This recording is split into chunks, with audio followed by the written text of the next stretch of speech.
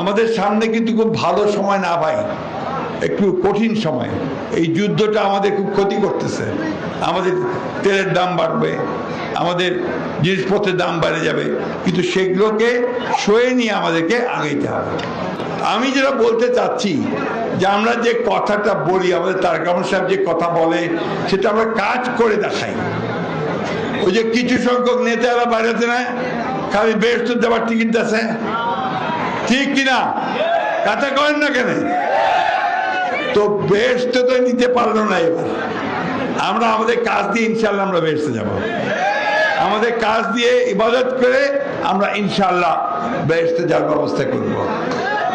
একটা জিনিস মনে রাখবেন, ধর্মটাকে বিক্রি করে কিছু করা যায় না। ধর্মটা মানুষের অন্তরের ব্যাপার, এবং সেটা বাংলাদেশের মানুষ 95% মানুষ হচ্ছে ধার্মিক লোক। ধর্মকে তারা ভালোবাসে, শ্রদ্ধা করে, সম্মান করে। ধর্ম নিয়ে ব্যবসা পছন্দ করে না। এইটা মনে রাখতে হবে আমাদের, ঠিক না? তো যে আমাদের জাতি হিসাবে যদি উপরে উঠতে হয়, শৃঙ্খলা ছাড়া কেউ উপরে উঠতে পারে না।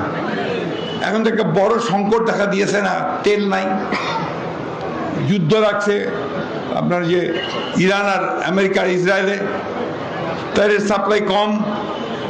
এরপর হঠাৎ দেখা গেল যে আমার ঠাকুরগাঁতে একটা পেট্রোল পাম্প ভাঙে দিলে, ছোয়ালা ভাঙে দিলে। কেন? যে আমাকে কি করছে দিবা চায় না, নাকি হয়েছে? তো ভাই তুমি পাম্পটা ভাঙলো কেন? অভিযোগ থাকলে যারা দায়িত্বশীল আছে তাদেরকে বলো। পাম্প ভাঙবো কেন? মব আমরা তৈরি করতে দিব না। মবকে আমরা কঠোর হস্তে দমন করবো। আমি এসপি সাহেবকে ধন্যবাদ দেই যে ওই রাত্রে উনি 7 জনকে অ্যারেস্ট করছেন। এটা সবাই সাবধান থাকবেন, কোথাও গায়ের জোরে আইনের বাইরে গিয়ে কোনো কাজ করবেন না।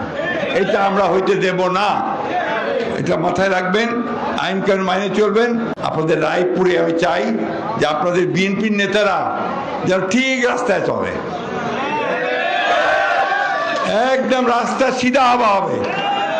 মুই কিন্তু এবার রাডার ফিট করছু, ওই রাডার ঘুরে আছে সবথেকে কায় কি করেছেন মুই একে সব জানিবা বলছো।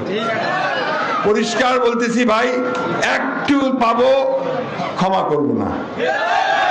পরিষ্কার কথা, পরিষ্কার কথা একেবারে। নেতৃত্ব যাবে, আইনগত ব্যবস্থা নেওয়া হবে। Thank you. আপনাদের সকলে ভালো থাকেন, সুস্থ থাকেন। আসসালামু আলাইকুম।